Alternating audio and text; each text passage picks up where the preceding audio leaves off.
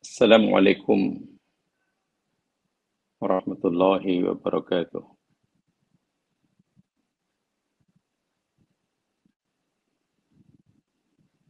Innal hamdalillah nahmaduhu wa nasta'inuhu wa natubu ilaihi wa nastaghfiruh.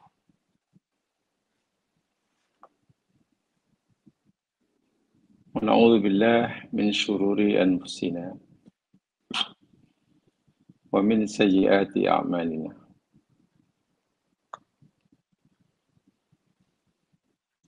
May yahdihillahu fala mudilla lahu wa may yudlil fala hadiya lahu.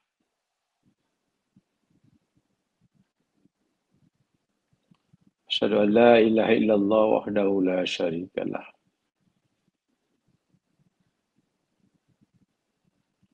Wa asyhadu anna Muhammadan abduhu wa rasuluh.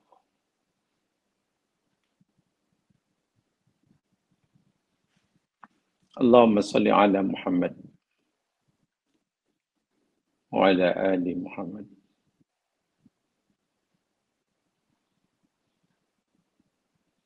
Raditu billahi rabba wa bil islami dina wa bi Muhammadin nabiyya wa rasulah. Bismillahilladzi la yadurru ma ismihi syai'un fil ardi wa la fis sama' wa huwas samiul alim. Bismillahilladzi la yadurru ma ismihi syai'un fil ardi wa la fis sama' wa huwas samiul alim. Bismillahilladzi la yadurru ma ismihi syai'un fil ardi wa la fis sama' wa huwas samiul alim. Allahumma innaka afuwun tuhibbul afwa fa'fu anna. Ya Allah, ya Tuhan kami, sesungguhnya Engkau adalah Zat yang Maha Pemaaf dan Engkau suka memberi kemaafan. Maka maafkanlah, ampunkanlah ya Allah dosa-dosa kami, keterlanjuran kami. Amin ya Rabbal Alamin.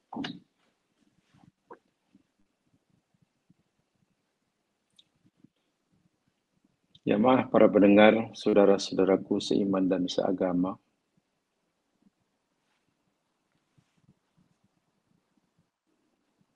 alhamdulillah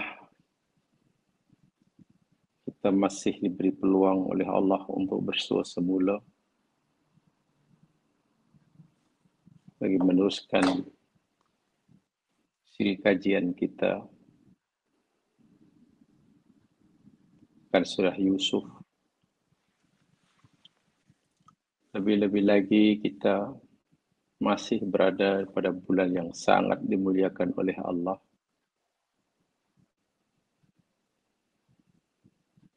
Bulan yang penuh dengan keberkatan, maghfirah dan rahmat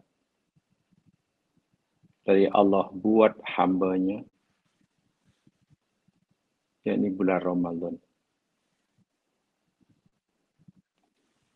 Tapi perlu diingat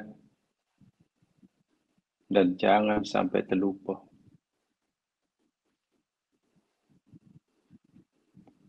Ramadan dimuliakan oleh Allah berbanding bulan-bulan yang lain. Lain tidak semata-mata kerana Al-Quran diturunkan pada bulan Ramadan.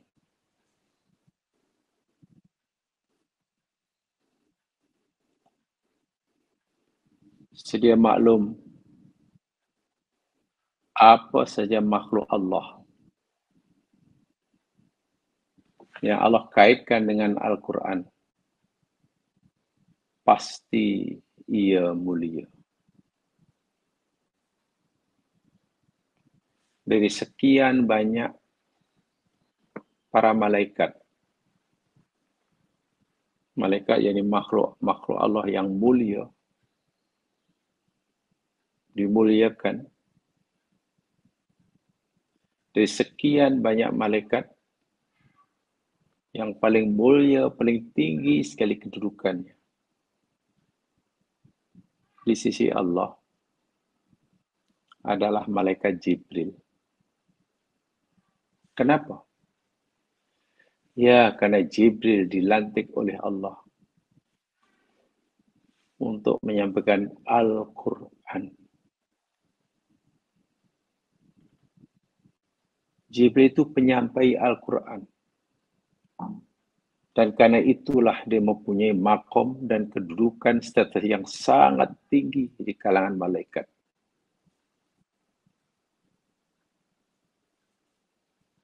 Dari sekian 12 bulan dalam satu tahun, Muharram, Safar, Rabiul Awal, Rabiul Akhir, Jumadal Ula, Jumadal Saniyah, Rajab, Sa'ban, Ramadan, Syawal, Dzulqa'dah, Dzulhijjah, 12. Yang paling mulia sekali yakni Ramadan yang dimuliakan. Sebab apa? Quran diturunkan pada Ramadan.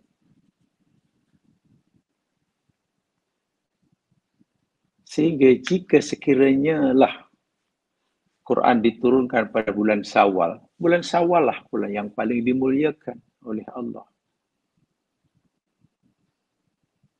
Jika sekiranya lah bulan Safar, Quran diturunkan pada bulan Safar lah bulan yang paling dimuliakan oleh Allah buat kita.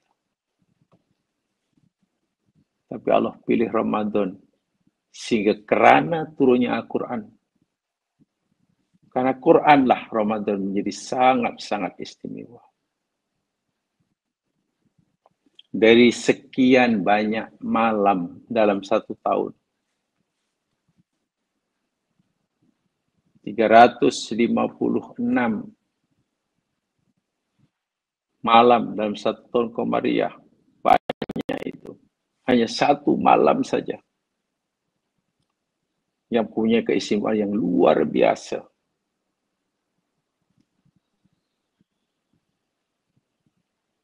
Yang kebaikannya melebihi daripada 1000 malam.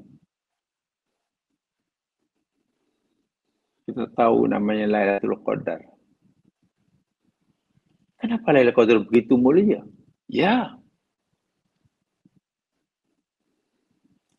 karena pada Lailatul Qadar lah Quran diturunkan. Lagi-lagi karena Quran.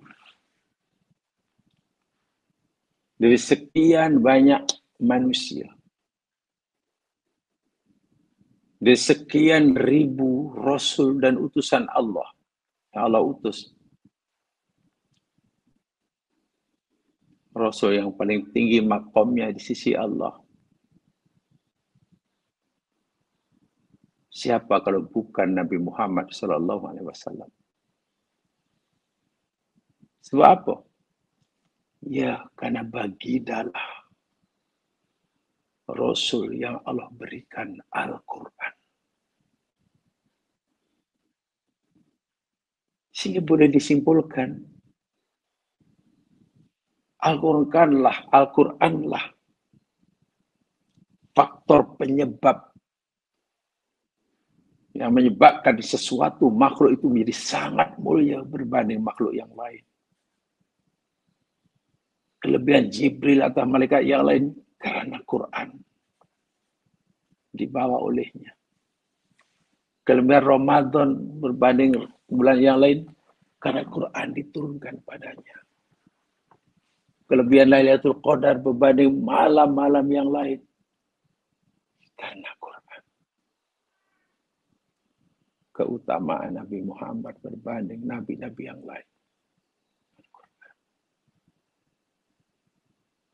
Artinya apa? Kalau kita ingin dimuliakan oleh Allah, dinilai mulia oleh Allah, bahkan dinilai mulia oleh semua makhluk Allah, sama ada makhluk penghuni bumi atau makhluk penghuni langit. Marilah berusaha terus akrab dengan Al-Quran. Al-Quran adalah sentiasa menjadi teman setia kita, panduan hidup kita. Terus kita kaji, kita fahami, kita pegangi. Lebih-lebih Al-Quran itu bila sudah mendarah daging dalam tubuh kita. Saya kalau boleh gunakan istilah Ummul Mukminin Aisyah radhiyallahu anha, ketika beliau ditanya oleh sahabat tentang tindak tanduk, perbuatan, perangai Rasul sallallahu alaihi wasallam setiap harinya, Aisyah radhiyallahu anha memberitahu, karena akhlakuhu sallallahu alaihi wasallam Al-Quran. Subhanallah. Dan adalah akhlak Nabi itu Al-Quran. Nah, untuk kita seperti itu. Memang Jibril tak pernah jumpa kita dan tak akan jumpa kita untuk menyampaikan Al-Quran. Kita tak layak. Apalagi Quran sudah habis. Tapi peluang untuk kita mulia di kalangan makhluk-makhluk yang lain masih terbuka luas. Bagaimana? Berdamping dengan Al-Quran. Menterjemahkan Al-Quran dalam kehidupan.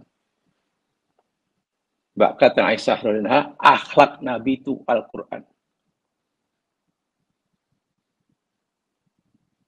Sehingga boleh dikatakan Nabi itu Al-Quran berjalan.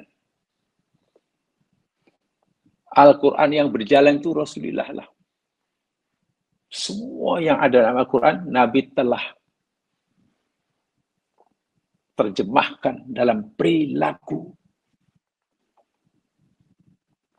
panjang hayatnya.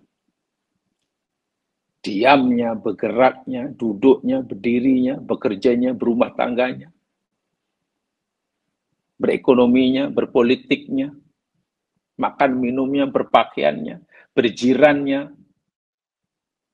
hubungan sesama suku dan bangsa, dan hubungan dengan bangsa lain yang bukan Muslim.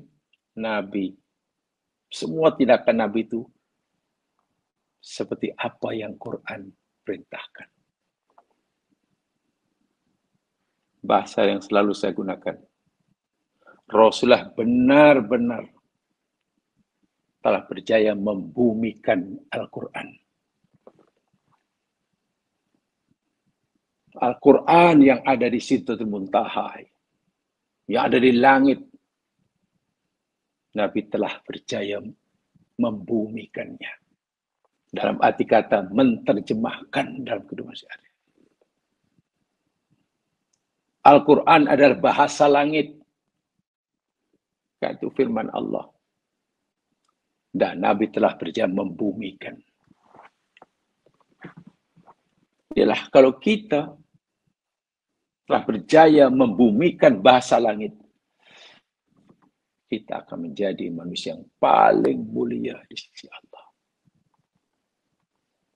Dan untuk kita berjaya membumikan bahasa langit, yakni Al-Quran, ya kena dipelajari, difahami. Selepas dipelajari, difahami, diyakini, lalu dipegangi, dan tindak tanduk perbuatan kita, cara berpikir kita, cara kita memandang kehidupan, cara kita menghadapi ujian, cara kita, respon kita terhadap nikmat, tidak boleh tidak. Mesti seperti apa yang Quran suruh kita. Itulah baru kita berjaya membumikan Al-Quran. Barulah kita mulia. Sehingga belajar Al-Quran bukan hanya untuk koleksi fikir. Faham itu, faham ini, masuk ke belah. Tapi tidak mengubah gaya hidup kita. Bukan begitu. Itu hanya untuk koleksi fikir. Mengisi otak dengan maklumat-maklumat, ilmu-ilmu. Tapi masalahnya, adakah maklumat ilmu Al-Quran yang kita faham ini telah berjaya kita terjemahkan di dalam perilaku kehidupan? Itu masih merupakan pemahaman. Paham apa bahasa langit, tapi belum berjaya dibumikan. Mudah-mudahan Allah sentiasa memberi kita kemudahan membimbing kita sementara kita masih diberi peluang oleh Allah. Ya, sekalian, mari kita teruskan siri kajian kita surat Yusuf. Dan ayat ini kita akan kaji hari ini. Mulai ayat yang ke-52. Ianya masih merupakan sambungan rangkaian daripada ayat sebelumnya. Ayat-ayat yang masih berbicara tentang bagaimana bijaksananya Allah, sifat kasih sayang Allah, dan maha lembutnya Allah dalam menjaga kehormatan, membersihkan pribadi Yusuf daripada fitnah jahat yang dilontarkan oleh penguasa pada zamannya. Hampir mustahil rasa-rasanya seseorang yang jadi mangsa fitnah, apalagi fitnah itu dilontarkan oleh orang yang berada di tampuk kekuasaan, mampu membersihkan semula namanya sebesih-besihnya. Rasanya hampir mustahil zaman sekarang. Tapi tidak bagi orang yang sangat-sangat dekat dengan Allah.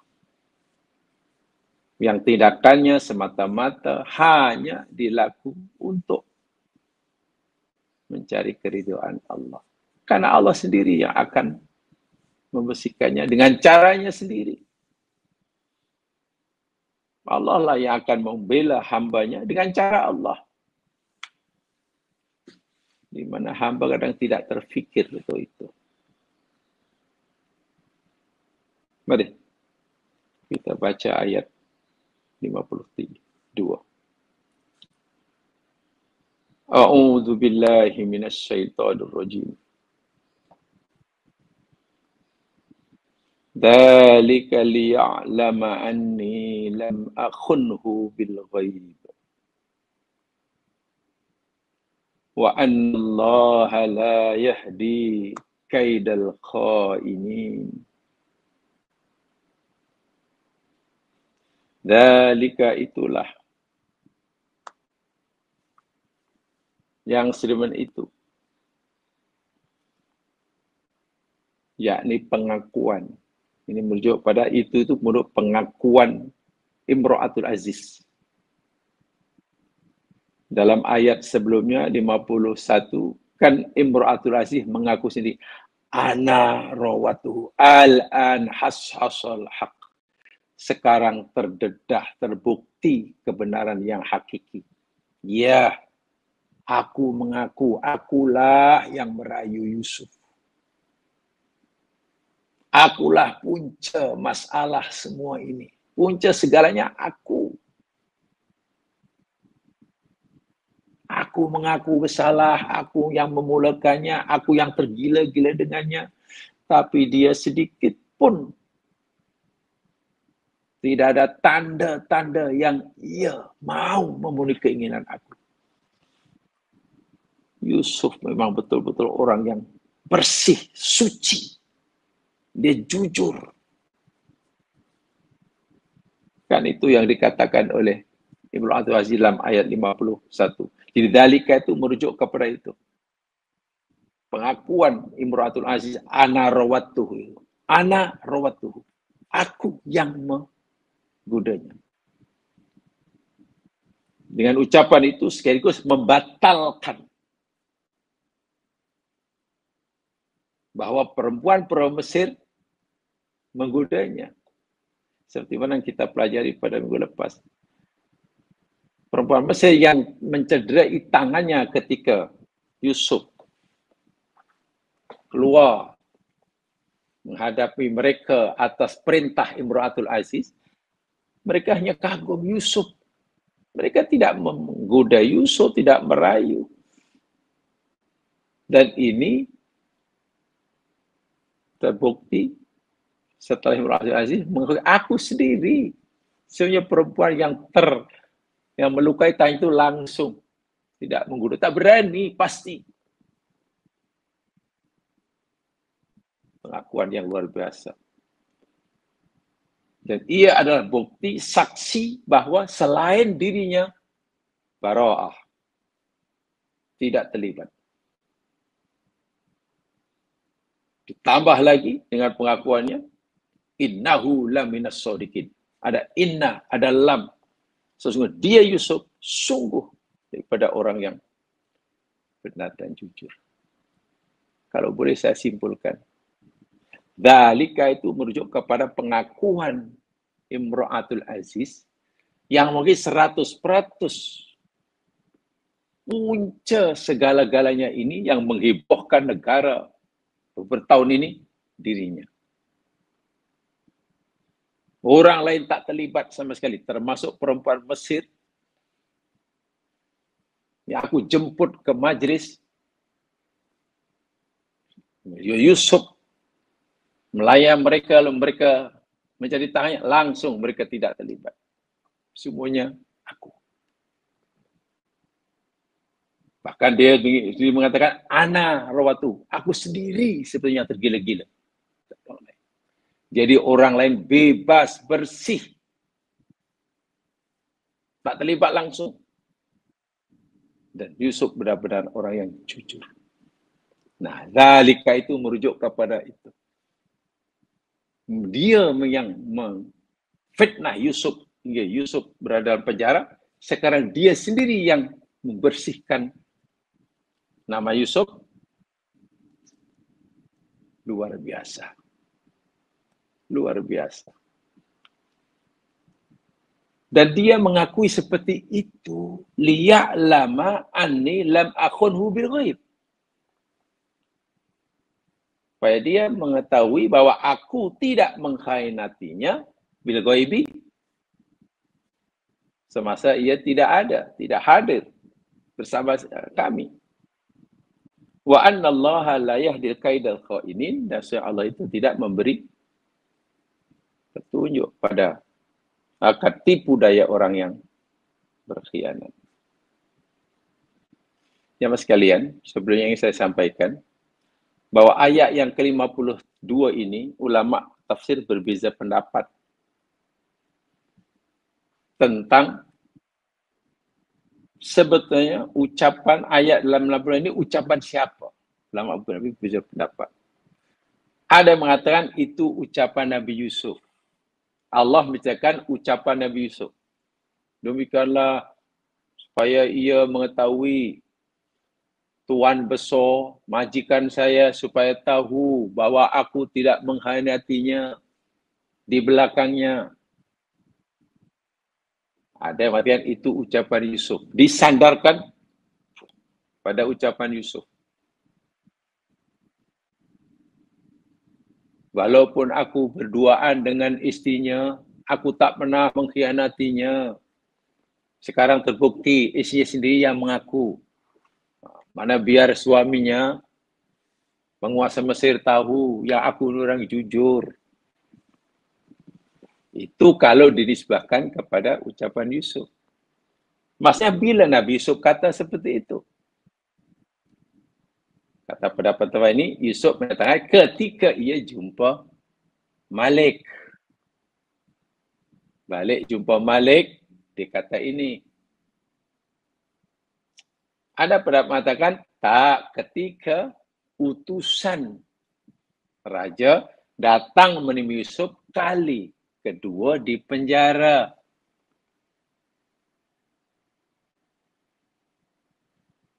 Itu Yusuf kata itu. Itu pendapat pertama. Tapi namanya pendapat pertama ini tidak ramai yang menyokongnya. Ada pendapat kedua, ayat 52 ini, dzalika liya'lama anil afwad, Allah menceritakan ucapan Imra'atul Aziz. Dan ini lebih kuat. Ia disebutkan kepada ucapan perkataan Imra'atul Aziz. Saya katakan, aku buat pengakuan seperti itu supaya dia tahu. Dia Yusuf maknanya. Yusuf tahu bahwa aku tidak mengkhianatinya walaupun dia tidak hadir di sini. Kenapa? Ketika perempuan ini berkata, aku yang menggodanya, sekarang terbukti kebenaran. Itu Yusuf tidak ada di majelis di situ. Nabi Yusuf masih berada di penjara. Itu makna ghaib. Artinya, walaupun Nabi Yusuf tidak ada di situ,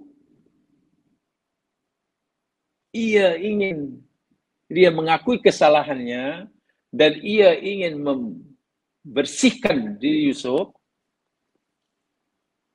dengan jujur. Aku tak akan khianat. Boleh saja aku boleh saja sekarang aku cakap bohong. Apalagi Yusuf tidak ada di sini. Aku boleh berkeras, Yusuf yang mengkhianati aku. Yusuf yang tidak menggoda aku. Kan Nabi Yusuf tidak ada di majelis itu. Aku boleh saja kata begitu. Maksudnya begitulah.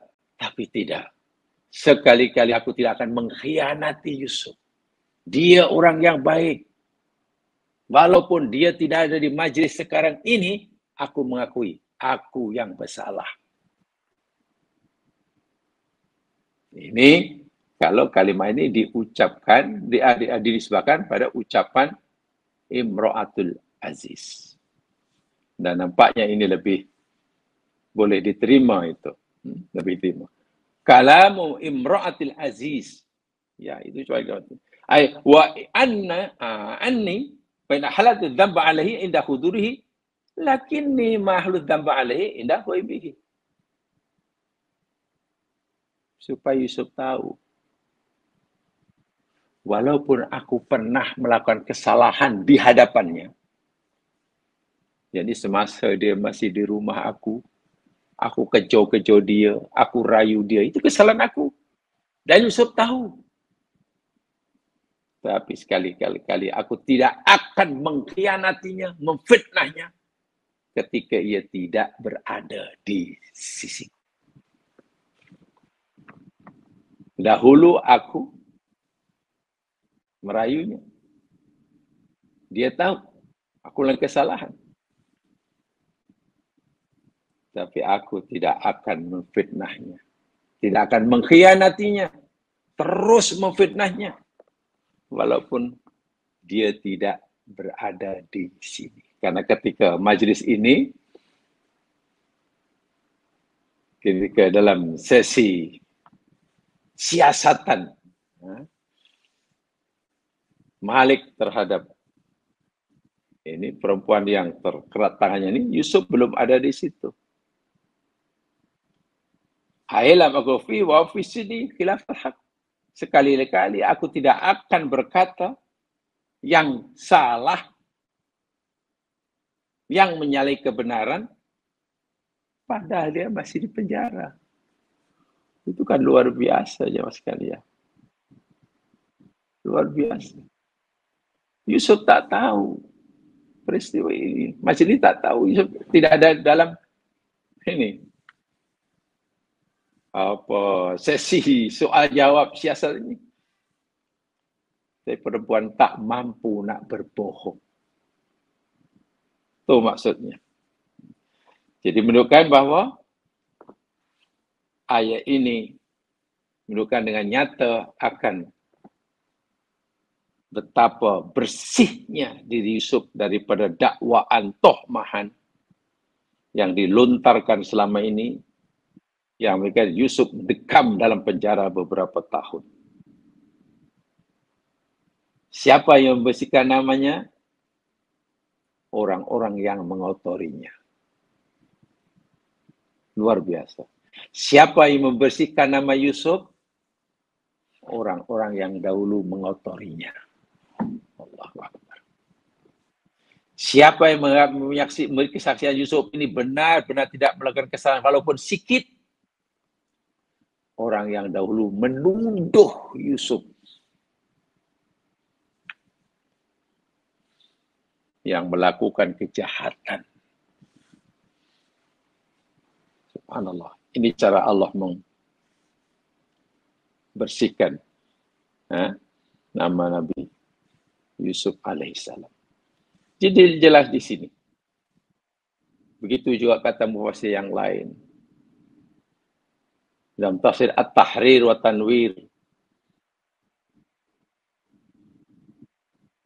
Muhammad Tahir bin Ashur At-Tunisi, seorang ulama tafsir kontemporer daripada negeri Tunisia, beliau menyatakan zahiru nizamil kalam ala jumlah min qawli imra'atil aziz. Kalau kita melihat daripada susunan ayat-ayat ini dari sebelum dan ini, jelas menyatakan ini sebagian daripada ucapan perkataan Imra'atul Aziz. Imra'atul Aziz. Yakni pengakuan yang diberikan olehnya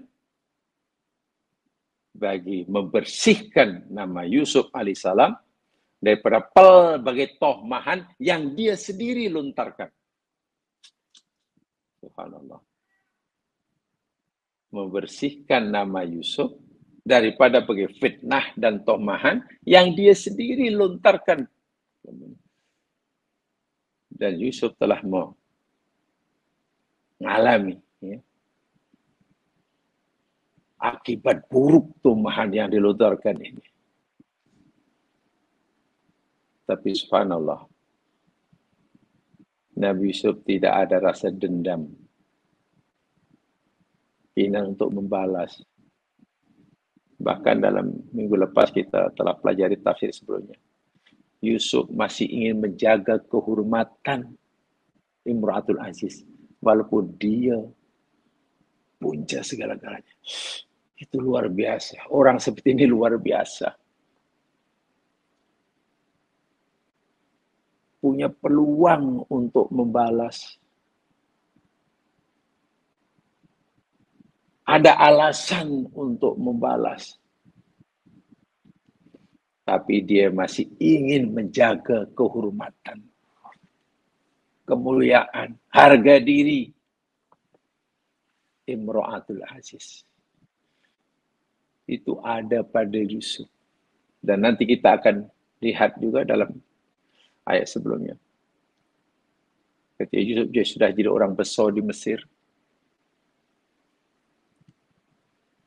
adik-beradiknya datang dari Kanaan ke negeri Mesir minta bantuan. Yusuf kenal mereka, tapi mereka tak kenal Yusuf. Yusuf boleh saja arahkan pegawai istana untuk tangkap saja peminta sedekah ini. Orang-orang dahulu mencampakkannya dalam perigi buta. Dia ada kuasa, ada peluang. Mereka pun patut dibalas. Tapi Yusuf Tidak. Yusuf tidak ingin mencari kepuasan hati dengan membalas kesalahan orang, kejahatan orang dengan kejahatan. Tapi Nabi Yusuf ingin mendapatkan kepuasan rohani dengan berbuat baik kepada orang yang berbuat jahat kepadanya. Allahu Akbar. Bagi Nabi Yusuf, memaafkan kesalahan orang yang sudah tidak berdaya, itu jauh lebih memuaskan jiwanya, membahagiakan hatinya, daripada membalasnya dengan kejahatan yang sama. Apa puasnya? Dia kuasa, mereka lemah. Puaskah nak membalas kejahatan orang yang sudah lemah? Ini Yusuf alaihissalam yang patut kita contohi kalau kita ingin menjadi Yusuf baru. Itu maksudnya. Itu cara kita membumikan ayat ini. Pengajaran di sebaliknya. Akhlak. Akhlak. Begitu. Kata Ibnu Ashur At-Tunisi. Demikian juga dalam tafsir yang lain, Taisirul Karim Rahman, tafsir Kalam Manan, tafsir yang dikarang oleh Abdurrahman bin Nasir As-Sa'di. Dalika itu merujuk kepada ucapan Imra'atul Aziz. Pengakuan yang aku berikan itu bahwa aku yang menggoda Yusuf, ya agar dia tahulah bahwa aku tidak pernah mengkhianatinya, walaupun di belakang. Subhanallah. Lalu sambungan ayat itu setelah dia kata itu apa? Wa ma ubarri'u nafsi innan nafsa la ammaratum bisu illa ma rahima rabbi inna rabbi ghafurur rahim. Ayat 53. Saya ulangi. Bagi mereka yang berpendapat bahwa ayat 52 itu dinisbahkan pada ucapan Nabi Yusuf, maka ayat 53 itu pun ucapan Nabi Yusuf lah.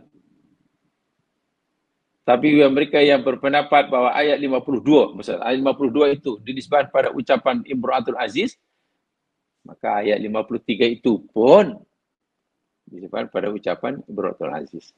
Baik, kita pilih yang kedua ini aja lah. Apa kata Imra'atul Aziz berikutnya? Wa ma ubarri'u nafsi. Aku tidak akan membebaskan nafsuku. Sekali-kali aku tidak akan membebaskan barra'ayu baru umribat pada nafsuku. Inna nafsa la ammaratum bisu.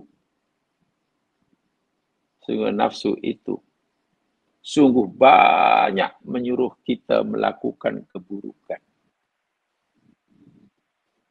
Illa ma rahima rabbi. Kecuali nafsu yang dirahmati oleh Tuhanku. Inna rabbi ghafurur rahim. Sesungguhnya Tuhanku itu maha pengampun, lagi maha mengasihani. Jawab sekalian. Tadi saya katakan kita pilih pendapat yang mengatakan bahwa ayat 52 itu dibuat pada ucapan Imra'atul Aziz. Maka ayat 53 pun begitu juga. Contoh umpamanya Syekh Mutawalli Sya'rawi, dia kata hadzal qawlu min tamami kalam Imra'atil Aziz. Ucapan ini, yakni ayat 53 ini, yakni sambungan daripada ucapan Imra'atul Aziz dalam ayat 52 sebelumnya. Ka'annaha Tuwaddihu sabah huduriha li hadzal majlis. Seakan-akan dia berusaha sungguh-sungguh untuk menjelaskan sejelas-jelasnya kenapa ia berada di majlis itu. Ingat ya, permintaan Nabi Yusuf ketika disuruh keluar oleh raja, melalui utusan raja, Yusuf kata, nanti dulu, suruh raja kamu himpunkan, kumpulkan perempuan-perempuan yang terkerat tangannya, melukai tangannya. Apa cerita yang sebenarnya? Ingat, Nabi Yusuf tidak menyuruh juga, dan juga istrinya pun pastikan ada. Yusuf tak sebut. Yusuf hanya suruh raja itu mengumpulkan perempuan itu. Tapi perempuan Mesir itu ikut berada majelis itu. Itu bukan permintaan Nabi Yusuf. Itu permintaan, itu kehendak 100% Imra'atul Aziz itu sendiri. Jadi keberadaannya di majelis siasatan itu, siasat jadi kebenaran itu, ini mempertegas, memperjelas lagi. Apa tujuannya? Ini dia. Nah, jelaskan ini. Fahiyya lam tuhdil itu benafsiyah. Tujuannya itu bukan ingin membebaskan dirinya. Tak. Tapi justru ingin memberikan pengakuan yang sejujur-jujurnya. Allahu Akbar. Siapa yang menggerakkan seperti itu? Dia datang di majlis itu tidak berniat langsung untuk membela dirinya yang salah. Mana tahu nanti perempuan-perempuan itu buat kesaksian tidak berpihak kepadanya. Tapi justru kehadirannya, yakni bukan untuk menyucikan dirinya yang memang kotor, tapi ingin menceritakan yang sebenar-benarnya. Walhal, saya ulangi sekali, kehadiran Imra'atul Aziz di majlis itu tidak termasuk yang diminta oleh Nabi Yusuf. Lalu apa yang menggerakkannya? Siapa yang menggerakkannya? Pasti Allah. Dan kalau dia gitu, kenapa dia tidak terus saja berkeras menuduh bahwa Yusuf itu jahat? Wah, Yusuf tidak boleh bercakap apa-apa, kan dia di penjara. Allahu Akbar. Dalam bahasa mudah, dari sekian banyak orang Mesir, termasuk perempuan, yang beria-ia ingin membuktikan bahwa Yusuf tidak bersalah, justru orang yang menjadi punca segala masalah, Imra'atul Aziz. Dan ini satu kerja Allah. Allah pasti membela pada hambanya yang jujur, yang dikhianati, yang teraniaya. Walaupun teraniaya dan dikhianati, dia tetap yakin Allah akan membelanya dengan cara Allah.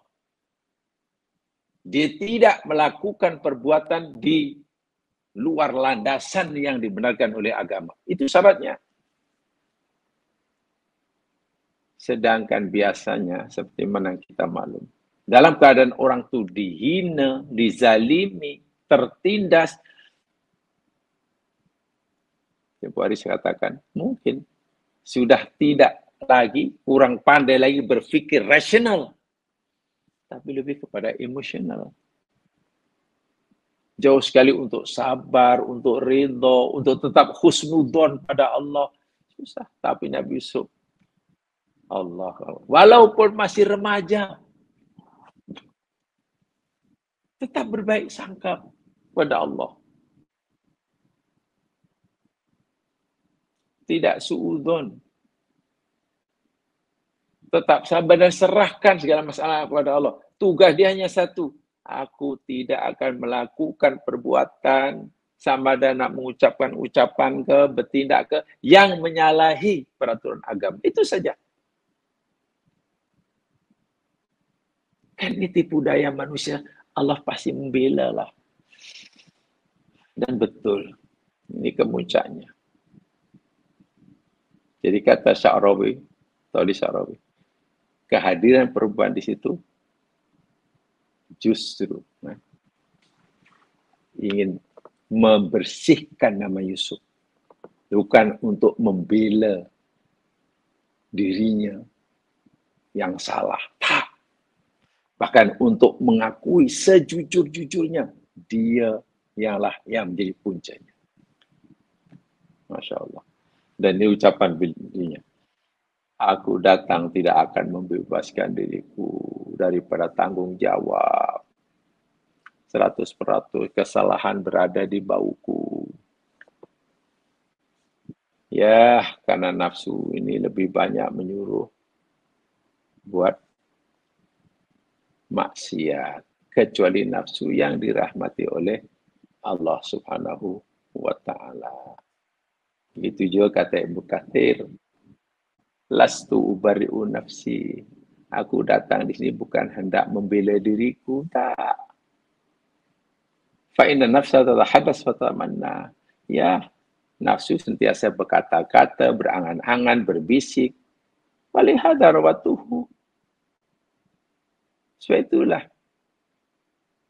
nafsukulah yang menggerakkan aku, mendorong aku untuk merayu Yusuf. Tempoh hari, beberapa tahun yang dahulu. Ya, itu aku puncanya. Ammarah bisu. Ya, kecualilah nafsu yang dirahmati oleh Allah. Allah. Ya, mas sekalian. Disinilah akhirnya,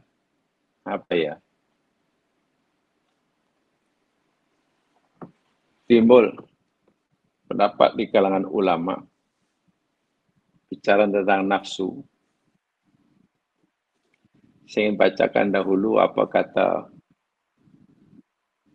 Saleh Ibnu Utsaimin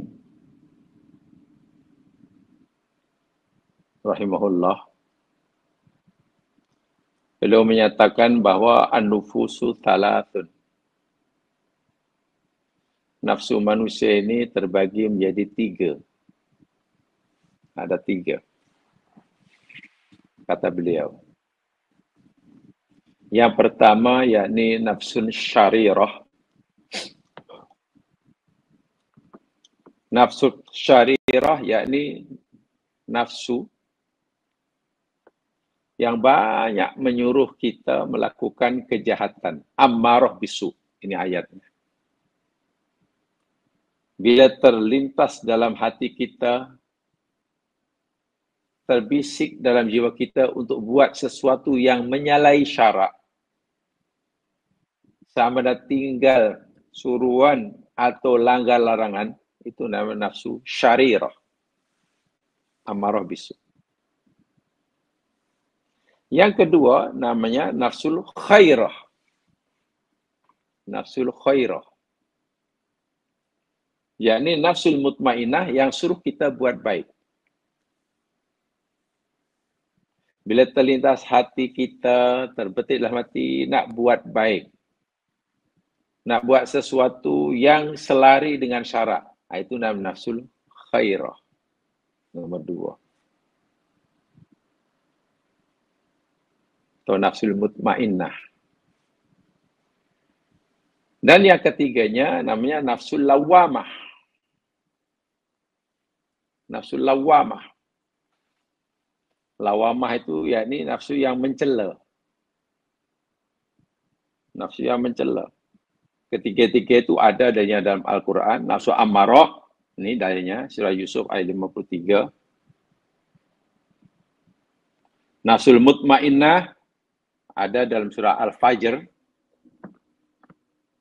Dalam surah Al-Fajr ayat 28 dan seterusnya hingga 30. Nafsul lawamah itu ada dalam surah Al-Qiyamah Yang kedua, la uqsimu biyaumil qiyamah wa la uqsimu bin nafsil lawamah. Masih kata Saleh Ibn Utsaimin, lalu nafsu lawamah ini nafsu yang berdiri sendirikah? Atau nafsu yang menjadi sifat bagi dua nafsu sebelumnya? Kan nafsu ada 3 tadi. Nafsu sarirah, nafsu khairah, dan nafsu lawamah. Nafsu sarirah, nafsu yang suruh kita buat jahat, buat tak baik. Nafsu khairah, nafsu yang suruh kita buat baik. Yang kita nafsu lawamah. Saleh Utsaimin kata, nah, nafsu lawamah ini nafsu yang berdiri sendiri selain 2 itu kah? Atau dia sebenarnya sifat bagi 2 nafsu sebelumnya? Jadi nafsu lawamah pun, nafsu syairah ada padanya sifat nafsu lawamah. Nafsu lawamah juga menjadi sifat nafsu mutmainnah. Beliau menyatakan begini, minal ulama man yaqul, sebagian ulama ada yang berkata, innaha nafsun salisah, bahwa nafsu lawamah itu nafsu yang ketiga, berdiri sendiri maknanya. Betul-betul ada 3 nafsu dan masing-masing berdiri sendiri.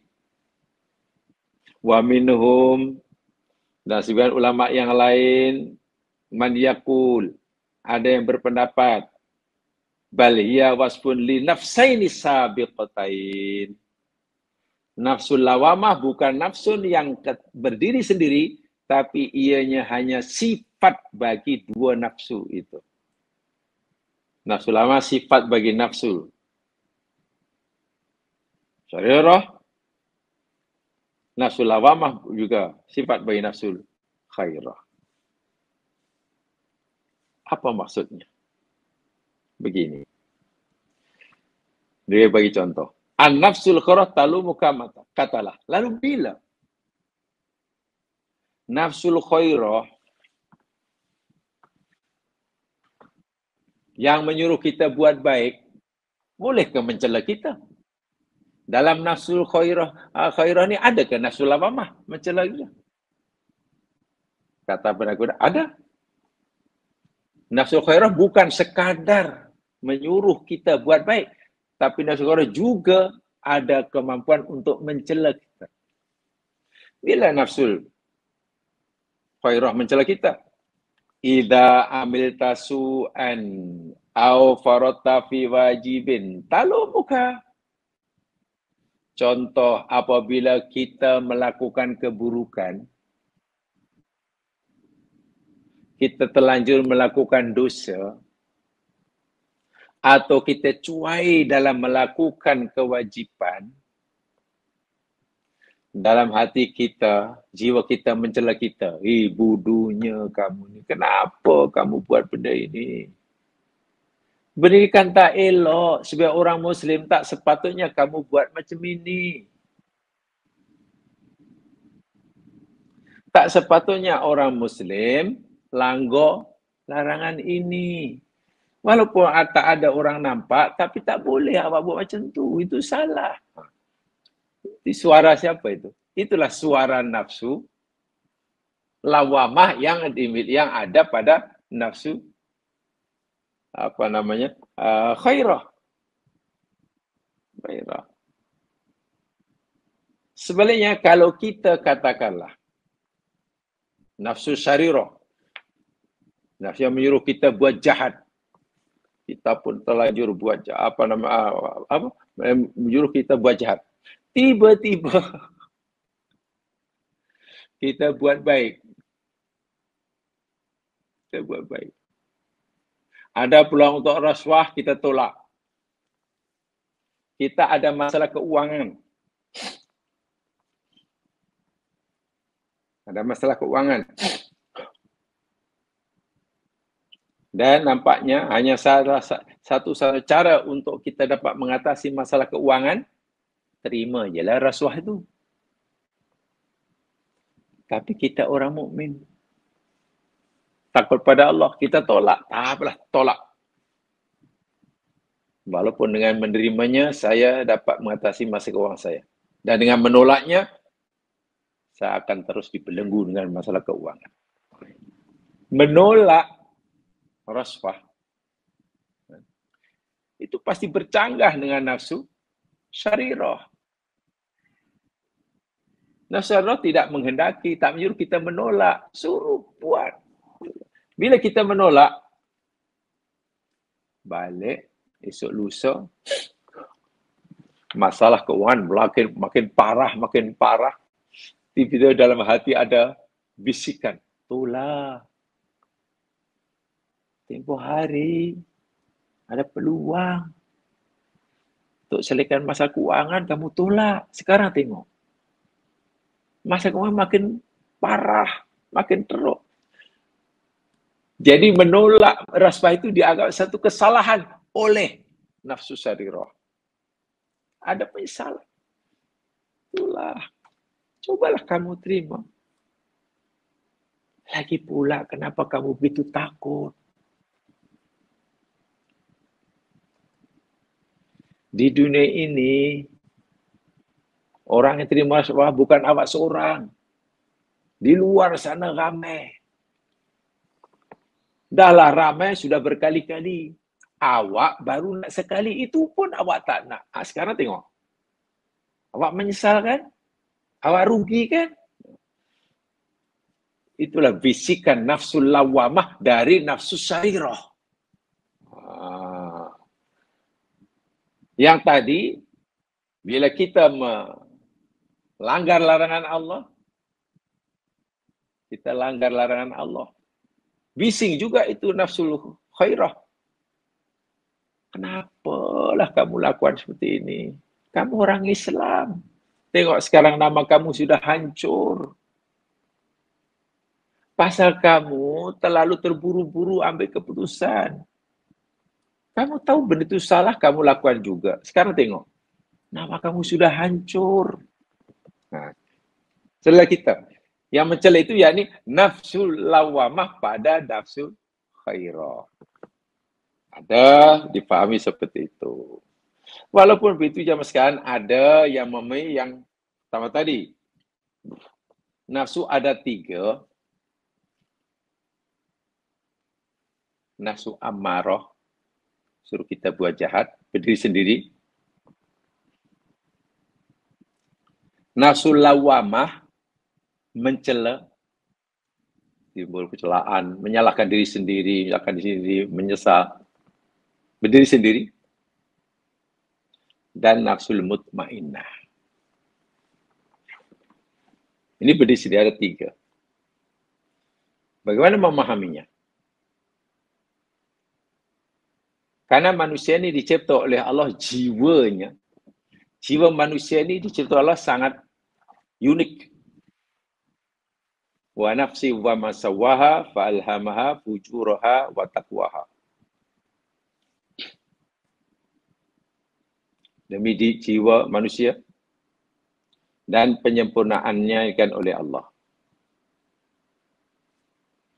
Allah ilhamkan kepada setiap jiwa manusia, nafsu manusia itu sifat fujur. Potensial untuk buat jahat ada, wa taqwaha, dan potensi untuk buat baik. Jadi kita ini manusia yang dicipta oleh Allah punya dua potensial. Potensi jadi jahat pun ada bakat kita ini.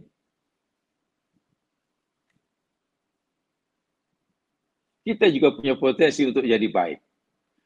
Nak jujur pun mampu, nak bohong pun mampu, nak jahat pun mampu, kita. Bila seseorang itu mengikuti hawa nafsunya yang nak buat jahat, bisikan nafsu baca biasa saja. Contoh dahulu Adam, ini contoh yang paling mudah lah. Manusia Adam je lah, atuk kita. Ya jelas-jelas itu larangan Allah. Adam diberitahu, jangan dekati pokok ini. Nabi Adam juga diberitahu oleh Allah, nih iblis ini musuh kamu. Adam, jangan kamu dengar cakap dia. Apapun yang dia kata itu bohong, Adam. Sudah jelas tuh. Tapi kan dalam diri Adam tuh ada potensi untuk buat jahat. Maksudnya ada potensi untuk melawan. Ringkas kata, Adam terpesona, tertipu, terpedaya. Larangan Allah dilanggar.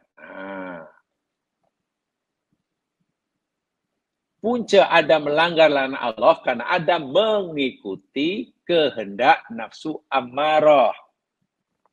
Paham di situ? Adam melanggar larangan Allah karena Adam mengikuti kehendak kemauan nafsu ammarahnya. Nah, setelah Adam telanjur melakukan kesalahan, telanjur kan? Nafsu lawamahnya berontak, protes. Tengok Adam, sekarang awak sudah hancur nama awak. Harga diri kamu sudah tercemar, Adam. Muruah kamu sudah rusak, Adam. Tengok, Allah dah tak benarkan kamu lagi tinggal di surga. Allah tidak lagi izin kamu menikmati nikmat surga. Malaikat pun nampaknya sudah kurang respect kepadamu, Adam. Baju kemuliaan, baju kebesaran, pakaian kebesaran yang Allah beri pada kamu di surga pun Allah tarik. Kamu sudah tidak layak lagi tinggal di jannah, Adam. Tengok iblis tepuk tangan tak. Waktu itu Adam menyesal luar biasa. Salah, kenapa lah aku buat itu? Kenapa lah aku buat itu? Itu namanya lawamah. Itu nafsu lawamah. Dan nafsu lawamah ini penting. Karena kalau tak ada nafsu lawamah, zaman sekarang orang buat salah pun buat dono. Itu tak, itu lama dah tak ada tu. Buat jahat pun tak rasa menyesal. Tinggalkan perintah pun tak, macam tak ada apa-apa. Langgar larangan pun macam biasa aja. Itu bahaya itu. Itu mana nafsu lawamahnya sudah mandul. Nafsu ammarah maharajalila. Sehingga banyak maksiat dilakukan. Tapi nafsu lawamahnya mandul. Coba jadi apa? Jadi Fir'aun. Buat salah tapi tak merasa bersalah. Jauh sekali menyesal. Jadi, di samping kita coba mengawal nafsu ammarah, yang menyuruh kita buat jahat, pada masa yang sama, jika terlanjur juga mengikuti hawa nafsu ammarah, karena itu kesilapan, karena itu kelemahan manusia, nafsu lawam kena dipertajam. Biar peka. Jangankan melakukan kesalahan yang besar. Buat kesalahan yang kecil pun merasa, oh, besar. Allah menyesalnya aku. Jangankan terlanjur buat maksiat yang besar-besar. Buat maksiat yang kecil pun rasa, hinanya lah aku, kenapa aku. Itu bagus. Kerana bila orang masih ada rasa bersalah dan menyesal ketika terlanjur buat salah, itu masih ada harapan untuk jadi orang baik. Saya ulangi. Orang yang terlanjur buat salah, melakukan dosa, dan masih merasa bersalah dan berdosa, menyesal, orang ini masih ada harapan untuk jadi orang yang baik. Memang buat salah itu, orang tak baik nak buat salah. Tapi bersyukurlah. Bersyukurlah kita jika kita masih mampu merasa bersalah dan menyesal karena kesalahan kita. Bersyukurlah. Syukur bukan karena kesalahannya, syukur karena masih ada penyesalan. masih punya nafsu lawamah. Bayangkan bila orang buat salah, sudah tidak merasa bersalah, tidak menyesal, lebih teruk lagi, merasa kesalahan itu sebagai satu yang betul. Hanya bila orang sudah berada pada nafsu lawamah, menyesal ada, nafsu amarah, kita jadi rebutan je masing. Kita melakukan kesalahan kerana terdorong nafsu amarah. Betul? Setelah itu kita menyesal karena nafsu lawamah mencar kita. Macam mana ni, saya sudah terlanjur sini. Kita sudah dalam persimpangan jalan. Okay. Kita dalam persimpangan jalan. Kita jadi rebutan antara nafsu amarah dengan nafsu lawamah. Nafsu lawamah kata, oh, kamu sudah salah. Tengok harga di kamu sudah hancur. Oh, masyarakat dah tak percaya kamu. Tak percaya kamu. Tapi sebanyak manapun dosa kamu, kata nafsu lawamah ni, kalau kamu bertaubat, Allah akan menerima taubat kamu. Sebanyak manapun dosamu, seburuk manapun namamu sekarang pada masyarakat, kalau kamu berusaha untuk memperbaiki dirinya, nanti Allah akan muliakan kamu. Nah, ada harapan untuk jadi baik. Nafsu amarah tak mau kalah. Nafsu amarah kata, sekarang kamu tahu kan? Nama kamu sudah hancur kan? Masyarakat dah tak hormat kamu lagi kan? Kamu sudah dicop si orang jahat kan sekarang? Jadi, kalau kamu nak buat baik pun, pura-pura orang tak percaya dah. Masyarakat tak percaya. Bahkan kalau kamu cuba nak rajin-rajin berjinak-jinak dengan masjid lah, orang suudon. Orang suudon. Contoh katakanlah, minta maaf, katakanlah ada budak, pengisap dadah, antau ke Serenti. Pulih di Serenti dah. Sebab bertahun keluar. Balik ke masyarakatnya. Karena nafsu lawamahnya cukup dominan waktu itu, menyesal dan ingin memperbaiki diri saya. Aku tidak boleh terus-menerus dalam kehinaan seperti ini. Aku ingin bertaubat. Itu nafsu lawamah yang mendorongnya tu. Mendorongnya. Balik kampung. Rajin berjinak dengan masjid. Di masjid pula masyarakat rupanya tidak membantunya. Masyarakatnya tidak kondusif. Yang masjid sudah mulai curiga, pandang sebelah mata, bisik engkau, hati-hati ya. Siapa yang bawa selipar yang elok itu, simpan elok-elok. Ada kawan kita dah datang masjid dah. Disindir-sindir begitu. Kawan yang jadi baik itu pun akhirnya nafsu amarahnya masih berkata, tengok kan? Kan aku dah kata, nama kamu sudah hancur, masyarakat sudah tak percaya. Kalau kamu nak buat baik pun, masyarakat tetap suudon. Baik bagi kamu yang seperti ini, alang-alang mandi biar basah kuyup. Alang-alang celup kasam hingga ke pangkal lengan. Itu kata nafsu amarah. Oh iya pula ya. Sia-sia lah aku ingin baik, tapi rupanya masyarakat masih terus pandang hina aku. Alang-alang mandi biar kusuk. Itu kalau terus ikuti nafsu amarah. Tapi nafsu lawamahnya jangan. Sejahat manapun manusia, kalau ia bersungguh-sungguh bertaubat, Allah terima. Allah terima. Umar bin Khattab itu pun dulu pernah menjadi musuh Nabi, bahkan berhajat nak bunuh Rasulullah. Tapi tengok sekarang, kuburnya dekat dengan kubur Rasulullah. Tak banyak, tak besar apa dosa bekas ahli sihir Fir'aun. Menyembah Fir'aun, pengamal sihir.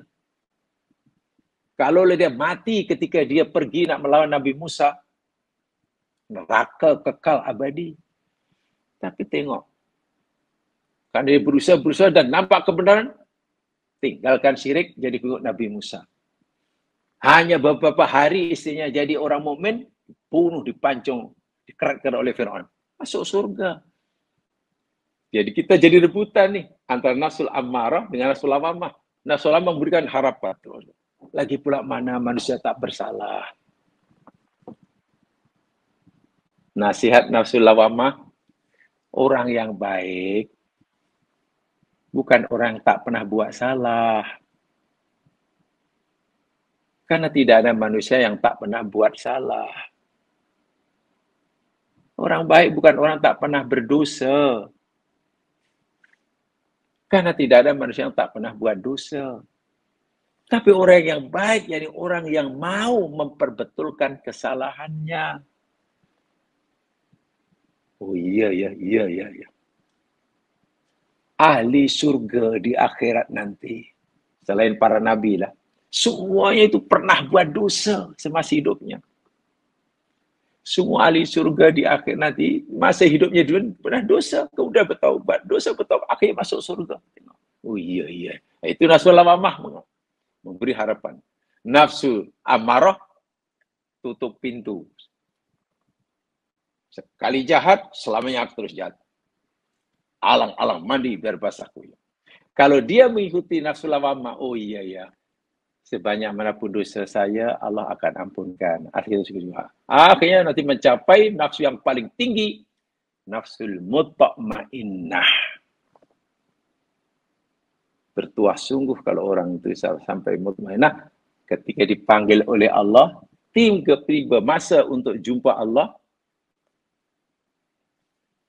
tiba ajalnya, nafsu amarah sudah mulai tua. Nafsu amarahnya tua, sudah kurang tidak berdaya lagi. Nafsul lawamah terus mendorongnya. Kamu masih berdosa, tapi jangan putus asa, minta ampun ya. Kamu masih banyak kekurangan. Jangan putus asa, terus berusaha ya. Amal kamu sedikit, tapi selagi masih ada nyawa, terus beramal ya. Diri kamu belum suci, tapi selagi belum mati, teruskan ya istighfar. Sehingga ketika nafsu amarah sudah mulai tua, renta, lemah, nafsu lawamah mendorongnya untuk maju. Tiba masa dipanggil oleh Allah, nafsunya tinggal satu. Mutmainnah. Ya ayyatuhan nafsul mutmainnah. Irji'i ila rabbiki radiyatan mardiyah. Khuli fi ibadi wadkhuli jannati. Nampaknya yang Allah nak tekan dari dalam ayat ini, Imra'atul Aziz. Kita tidak tahu ya, zaman sekarang ini ulama masih berpendapat apa agamanya. Tapi Imra'atul Aziz ini waktu itu, ketika menggoda Yusuf, memanglah nafsu amarahnya bermaharajalela. Betul. Bermaharajalela. Ketika berita jahatnya diketahui orang, wah lagi bermaharajalela. Mana aku nak letak muka, aku orang besar seperti ini. Gimana kalau orang tahu perangnya aku? Ya, alang-alang mandi biar basah kuyup. Tak peduli. Yusuf mesti masuk penjara. Bungkam mulutnya. Oh, itu nafsu amarahnya luar biasa tuh. Sangat tinggi. Setelah beberapa tahun kemudian, tengok, Yusuf dianggap mulai berjasa kepada negara oleh rajanya. Karena dia mampu mentakbir mimpinya yang luar biasa ini, melibatkan keselamatan negara, rakyat Mesir waktu itu. Walaupun Yusuf tidak mau terus keluar ketika tidak dibebaskan, sebelum Yusuf, rajanya mau panggil perempuan-perempuan yang melukai tangannya itu, tiba-tiba perempuan itu tergerak hati. Oh, tak apalah, aku datang juga lah. Ini saatnya untuk aku berterus terang. Sebab dipikir, kalau aku terus berdegil, tak ada jalan. Nampaknya dah pintu aku untuk terus berbohong. Aku udah tak larat untuk berbohong. Nampaknya semua fakta tidak berpihak pada aku. Sebuah bukti, semua saksi, semua fakta, semuanya menjadi saksi kesucian Yusuf. Aku sudah lemah, sudah tidak berdaya. Waktu itulah nafsu amarah si perempuan itu kalah. Sehingga nafsu lawamahnya muncul. Iya, ya, memang aku melakukan kesalahan. Elok aku mengaku saja. Itulah nafsu lawamah. Tak dipaksa oleh sesiapa, tidak diminta oleh Nabi Yusuf, tidak dipaksa oleh suaminya. Dengan tulus ikhlas mengaku di hadapan orang ramai, tuan-tuan dan puan-puan. Sekarang, nyata dan terdedahlah di hadapan tuan-tuan. Hakikat yang sebenar-benarnya. Punca segala masalah ini, Yusuf hingga penjara macam itu, aku seorang, ana rawattuhu. Aku seorang. Kalaupun suamiku mengarahkan Yusuf di masuk penjara, itu pun adalah rayuan dan bujukan aku. Allahu Akbar walillahil hamd. Yang mengumpulkan perempuan Mesir yang memfitnah aku, itu pun siasat dan tipu daya aku, tapi aku gagal. Tengok. Nafsu lawamah itu bagus. Kalau kita sudah mulai pandai menyalahkan diri sendiri, jamaah sekalian, ini sebenarnya pelajaran yang sangat penting, tapi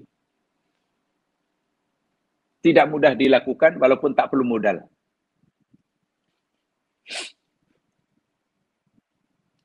Ilmu yang sangat penting. Untuk mengamalkannya tidak mudah, walaupun tak perlu modal. Apa itu? Di samping kita belajar banyak-banyak nih, belajar ilmu ini, masuk ini, ilmu macam-macam ilmu lah. Kita pun sudah tak tahu berapa banyak sudah ilmu yang jamaah ada dalam kepala. Tapi tolong satu, mari kita belajar. Apa dia? Belajar berani untuk menyalahkan diri sendiri. Itu kena belajar. Belajar berani untuk menyalahkan diri sendiri. Ya, kenapa gue salah? Agar kita kemudian ada kesadaran untuk memperbaiki diri. Itu penting. Kalau menyalahkan orang lain, itu tidak perlu belajar. Tak perlu.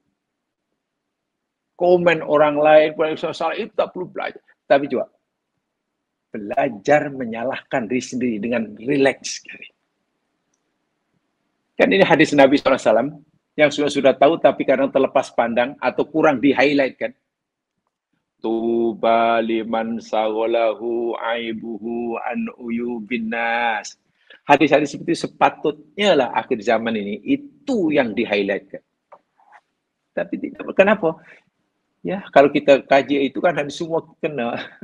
Masih ada orang yang sekarang kalau belajar hadis dan hadis itu menimpa pula muka itu, biasanya tak minat. Hadis ini belajar apa? Aku terkena. Beruntunglah orang yang disibukkan oleh aibnya sendiri sehingga tak nampak aib orang lain. Apa nak melihat aib orang lain? Aib sendiri pun segunung. Bahkan kalau orang lain memuji dirinya, menyanjung dirinya, itu makin takut. Orang lain puji dirinya, makin takut. Ya Allah, kenapa lah ya ampunlah duniaku ya Allah. Kenapa orang lain puji aku dibayar ya Allah, bahkan kau tahu aku ini tidak sebaik sebenarnya mereka puji. Aku lebih tahulah daripada mereka tentang siapa aku. Mereka pandang aku baik, mereka kata aku baik ini karena mereka tak tahu keburukan aku. Karena engkau tutup keburukan aku. Coba kalau kita lakukan. Menangis kita dipuji. Menangis kita disanjung. Dan bila mereka orang lain menunjukkan keburukan kita, Alhamdulillah, Alhamdulillah, terima kasih kawan. Karena engkau dapat menunjukkan keburukan aku yang aku tak tahu, terima kasih banyak. Belajar untuk ini kita masuk surga. Ya, Kan itu akhlakul karimah. Tapi kan tidak mudah. Kan ini kena berterusan. Belajar ini berterusan. Belajar untuk menyalahkan diri sendiri. Ya, tidak perlu berteori, tidak perlu yang bersifat teoritis. Sana, sini, pokoknya, wah. Tapi biasanya, ramai daripada kita itu suka belajar ilmu yang sifatnya teoritis. Teori. Gila, pendapat itu suka. Tidak salah. Saya tak kata salah. Tapi jangan ke umur kita habiskan hanya untuk belajar tentang menurut pendapat ini begini, menurut pendapat ini begini. Yang mungkin tidak atau kurang membantu kita memperbaiki diri. Yang paling mudah untuk memperbaiki diri, tuba liman syaghalahu aibu anubidah. Satu hadis saja sudah jadi baik kita. Belajar untuk berani menyalahkan diri sendiri. Cari kesalahan. Bila ada orang membantu menunjukkan kesalahan kita, terima kasih karena ada maknanya sayang saya. Saya tak tahu rupanya saya ada kekurangan. Bila dipuji, kita lagi nangis. Karena orang itu tidak tahu kesalahan kita. Ya Allah, kenapa orang itu puji saya? Wah, diri saya tidak sebaik apa yang mereka katakan. Ampunilah dosa hamba-Mu, ya Allah. Terima kasih Allah karena Engkau menutupi kesalahan saya sehingga orang lain tak tahu kesalahan saya sehingga dia mengira aku ini orang baik. Malunya lo nangis sepanjang malam. Kalau kita mampu nangis karena ini zaman sekarang, tangisan itu, leleh air mata itulah boleh menjadi pelindung kita daripada api neraka. Percayalah. Menangis itu, tangisan itu boleh melindungi kita dari api neraka. Penghapus dosa. Dan itu kena kita latih. Tanpa latihan tak boleh. Dan itu bukan teori ya, itu kan dipraktikkan. Karena benar-benar kita hubungan kita hanya dengan Allah Subhanahu wa taala. Sempena Ramadan.